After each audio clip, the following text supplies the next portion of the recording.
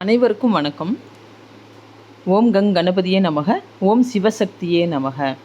அதாவது இந்த வீடியோவில் வந்து பார்த்திங்கன்னா, கைக்கிரிவர் அவதாரம் வந்து எதனால் ஏற்பட்டுச்சு, இந்த கதையை கேட்குறவங்களுக்கு வந்து பார்த்திங்கன்னா சகல செல்வ கடாட்சியங்களும் வந்து கிடைக்கும். அதே போல் நமக்கு நம்ம வாழ்க்கையில் வந்து எத்தனை பாவங்கள் செய்திருந்தாலும் அந்த பாவங்கள்லேருந்து நம்ம விடுபடலாம் அப்படிங்கிறத வந்து ஆதிபராசக்தி தேவி பாகவதத்தில் வந்து கூறியிருக்கிறாங்க. அதாவது ஸ்ரீதேவி மகாத்மியம் அப்படின்றது வந்து லலிதா சகஸ்ரநாமம் எப்படி நம்ம தேவியுடைய 1000 நாமங்கள் வந்து நமக்கு வந்து கிடைச்சிச்சோ, அதே போல் அந்த தேவியினுடைய மகிமைகள் ஆதிபராசக்தி இந்த உலகத்திற்கு வந்து எப்படி இந்த உலகத்தை வந்து தோற்றுவித்தாங்க, அதே போல் தோற்றுவித்துட்டு பிரம்மா விஷ்ணு மகேஸ்வரை எப்படி கொண்டு வந்தாங்க, இந்த உலகத்தில் உள்ள அனைத்து ஜீவராசிகளையும் ஆதிசக்தி வந்து எப்படி தோன்ற வச்சு இந்த உலகத்தை வந்து படைச்சாங்க, அத்தனை பேத்தையும் உலகத்தை ஈன்றவள் இந்த ஆதிபராசக்தி. அப்பேற்பட்ட அந்த ஆதிபராசக்தி உலகத்தை காப்பதற்கும் அழிப்பதற்கும் உலகத்தை உருவாக்குவதற்காக உலகத்தில் உள்ள ஜீவராசிகளை உருவாக்குவதற்காக பிரம்மனை படைச்சிருக்காங்க. அதே போல் அந்த உருவாக்கின அந்த ஜீவராசிகளை காப்பதற்கு விஷ்ணு பகவானை படைச்சிருக்காங்க. அந்த ஜீவராசிகள் தன்னுடைய வேலைகளெல்லாம் முடிச்சுட்டு திரும்ப போகிறதுக்கு அந்த சிவபகவானை வந்து படைக்கிறாங்க. இத்தனையும் வந்து யார் படைக்கிறா அப்படின்னு பார்த்தீங்கன்னா ஆதிபராசக்தி தான் வந்து படைக்கிறாங்க.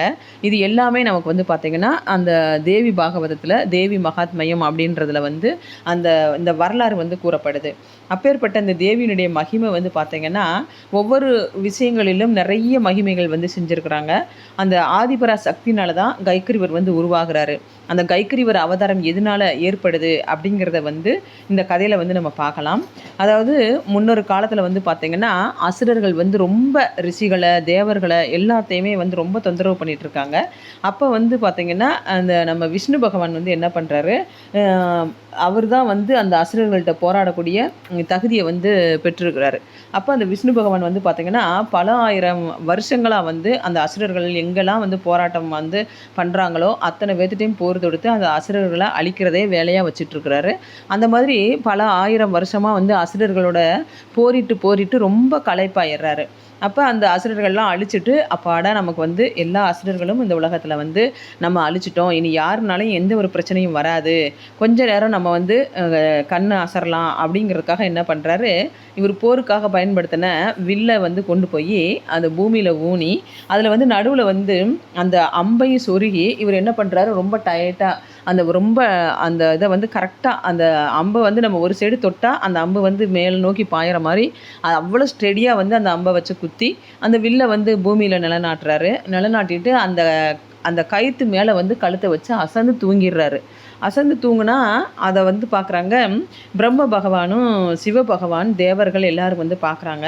அப்போ ஒரு அவசரமாக ஒரு யாகம் வளர்த்தணும் அப்படிங்கிறதுனால அந்த ஒரு அசுரனை அழிக்கிறதுக்காக யாகம் வளர்த்தணும் அப்படின்னு சொல்லிட்டு அந்த யாகம் வளர்த்தணுன்னா பிரம்மா விஷ்ணு மகேஷ் 3 பேரோட சக்தியும் வந்து அதில் வந்து தேவைப்படுது. எந்த ஒரு யாகமும் வளர்த்துறதுக்கு முன்னாடி இவங்க 3 பேரும் வந்து அமர்ந்தாதான் அந்த யாகம் வந்து வெற்றி அடையும்.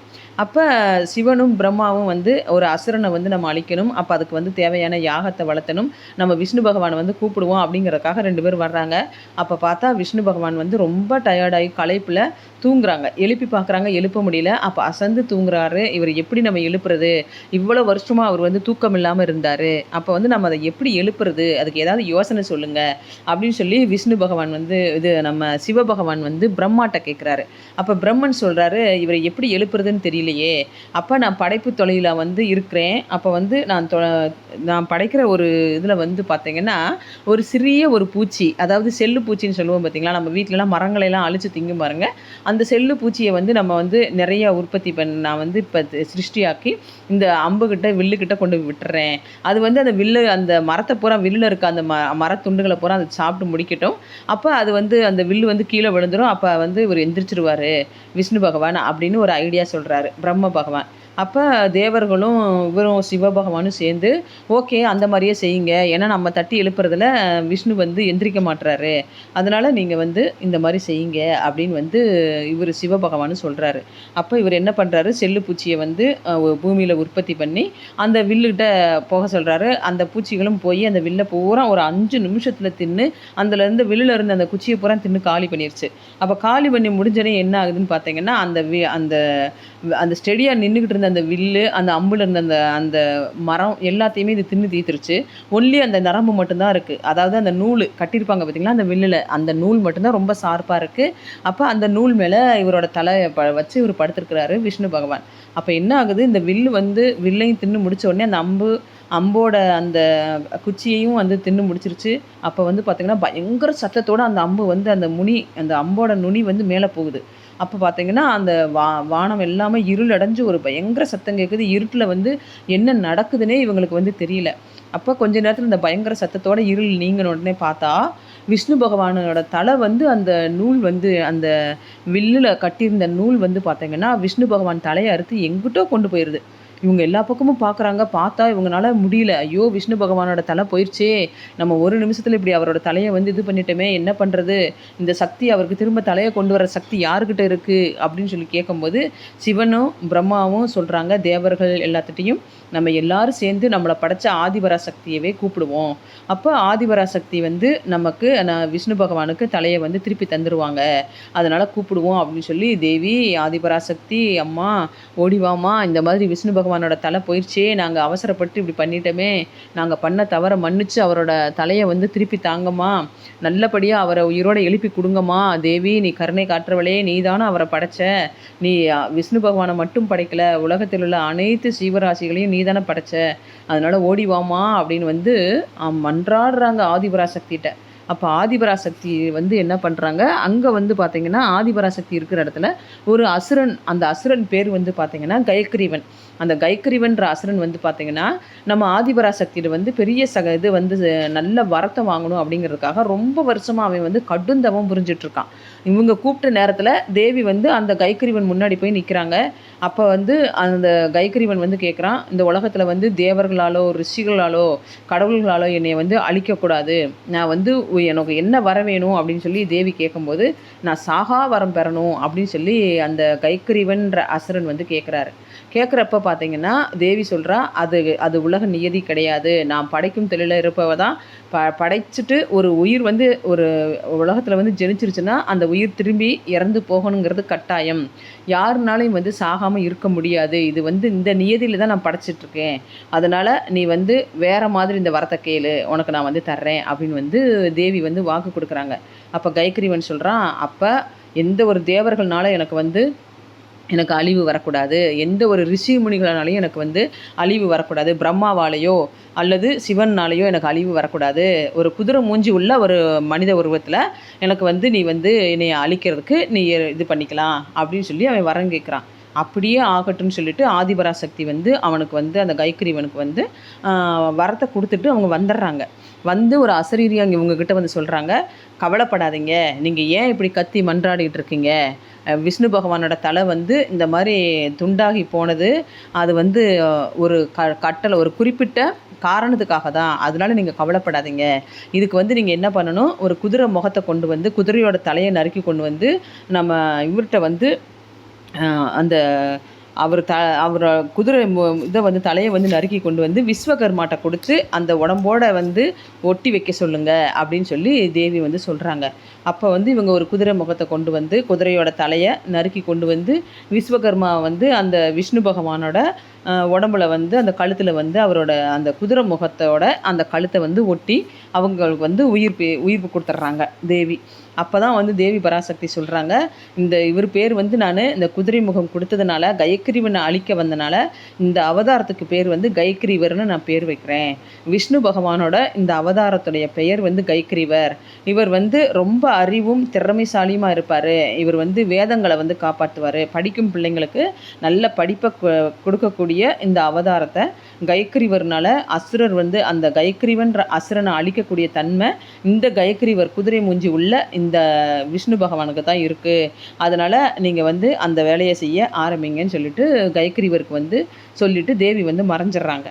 அப்போ வந்து இவருக்கு வந்து விஷ்ணு பகவானுக்கு வந்து அந்த குதிரை முகத்தோடு சேர்ந்து அந்த அசுரனை நோக்கி பயணப்படுறாரு. அந்த கைக்கிரீவன்ற அசுரன் வந்து பார்த்திங்கன்னா அனைத்து தேவர்களையும் ரிஷிமுனிகளையும் ரொம்ப கொடுமைப்படுத்துகிறான். என்னால் உங்களை வந்து அவங்களால யாருனாலும் என்னை அழிக்க முடியாது அப்படின்ற ஆணவத்தில் வந்து ஆட்டம் போட்டு அவங்கள ரொம்ப கஷ்டப்படுத்தி மரண பீதியை கொடுத்துக்கிட்டு இருக்கான் அத்தனை பேத்துக்கும்.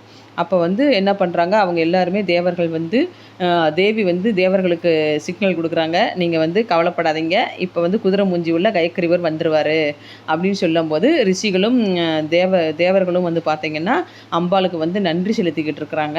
அப்போ நன்றி சொல்லிக்கிட்டு இருக்கும்போது இவர் வந்து என்ன பண்ணுறாரு, நம்ம விஷ்ணு பகவான் கைக்கரிவர அவதாரத்தோடு வந்து அந்த அசுரனை கைக்கரிவன்ற அசுரனை வந்து அழித்து அந்த தேவர்களையும் ரிஷி முனிவர்களையும் வந்து விடுவிக்கிறாரு. அப்போ தான் வந்து விஷ்ணு பகவானுக்கு கைக்கிரீவர்னு பேரை வந்து பெர்மனண்ட்டாக வச்சு வந்த அவதாரத்தில் குதிரை முகத்துடைய இந்த அவதாரத்திற்கு இவ்வளோ ஒரு சிறப்பு வந்து இருக்குது. அதனால் இந்த கதையை வந்து கேட்குறவங்களும் அதை படிக்கிற குழந்தைகள் வந்து கைக்கிரீவர் மந்திரங்கள் சொல்லுவதும், அதே போல் கைக்கிரீவரில் யாரெல்லாம் வந்து உங்களுக்கு வந்து எதிரிகள் வந்து உங்களுக்கு ரொம்ப தொல்லைகள் கொடுக்குறாங்களோ அவங்களாம் வந்து பார்த்திங்கன்னா அந்த கைக்கிரீவர் ஸ்லோகத்தை சொல்கிறதும் கைக்கிரீவரை வழிபாடு பண்ணுறதும், நம்ம வீட்டில் வந்து கைக்கிரீவரை வந்து மனசார நம்ம குழந்தைங்களுக்கு வந்து கைக்கிரீவரோட ஸ்லோகத்தை சொல்லி கொடுத்து தினமுமே அந்த கைக்கிரீவரோட ஸ்லோகம் சொல்ல சொல்ல குழந்தைங்களுக்கு வந்து நல்ல புத்தியும் உடம்பு வந்து நல்ல தெய்வீக பலத்தையும் வந்து அந்த ஆத்ம சக்தியும் வந்து கிடைக்கும். கைக்கிரீவர் யாரெல்லாம் நம்புகிறோமோ, அதாவது ரொம்ப நமக்கு உடம்பு சரியில்லை, ரொம்ப டயர்டாக இருக்குது அப்படின்னு நினைக்கிறவங்க அந்த கைக்கிரீவரோட மந்திரத்தை வந்து நம்ம சொல்ல ஆரம்பிச்சிட்டாலே நம்மளுடைய உடம்பு வந்து பார்த்திங்கன்னா கொஞ்சம் கொஞ்சமாக நோய்கள் வந்து தீந்துரும். அதனால் அந்த தேவி இது வந்து பராசக்தி வந்து என்ன சொல்கிறாங்க அப்படின்னா, இந்த கைக்கிரீவன் உருவான இந்த அவதாரத்தை வந்து என்னோட தேவி பாகவதத்தில் யார் வந்து இந்த கதையை வந்து படிச்சுட்டு நான் இதெல்லாம் உண்மை அப்படின்னு நீங்கள் வந்து மனசார நம்பி கைக்கரிவர் வழிபாடு பண்ணுறீங்களோ அவங்களுக்கு அனைத்து செல்வ கடாட்சியத்தையும் நான் கொடுப்பேன் அப்படின்னு சொல்லி அம்பாள் வந்து சொல்லியிருக்கிறாங்க. அதனால் இந்த கதையை கேட்குறவங்களுக்கு கண்டிப்பாக உங்களோட பாவங்களும் நீங்கும், சகல செல்வங்களும் வந்து உங்களுக்கு வந்து வாழ்க்கையில் வந்து கிடைக்கும். இந்த கதை எப்படி இருந்ததுன்னு நீங்கள் வந்து கண்டிப்பாக அந்த கதையை வந்து நிறைய பேருக்கு ஷேர் பண்ணுங்கள். ஏன்னா கைக்கிரீவர் அவதாரம் வந்து எல்லாத்துக்குமே கைக்கிரீவரை பற்றி தெரியும். ஆனால் அவரோட அவதாரம் வந்து நிறைய பேருக்கு தேவி பாகவதம் படித்தவங்களுக்கு, தேவி மகாத்மியம் படித்தவங்களுக்கு வந்து தெரியும். எனக்கு தெரிஞ்ச இந்த கதையை வந்து தேவி பாகவதம் வந்து நானும் படிச்சிருக்கேன். அதனால் எனக்கு தெரிஞ்ச கதையை எனக்கு எப்படி சொல்ல முடியுமோ அந்த மாதிரி நான் வந்து உங்களுக்கு சொல்லியிருக்கேன். இந்த இது வந்து உங்களுக்கு பிடிச்சிருந்ததுன்னா என்னோடய சேனலை வந்து சப்ஸ்கிரைப் பண்ணுங்கள், லைக் பண்ணுங்கள், ஷேர் பண்ணுங்கள். தேங்க்யூ.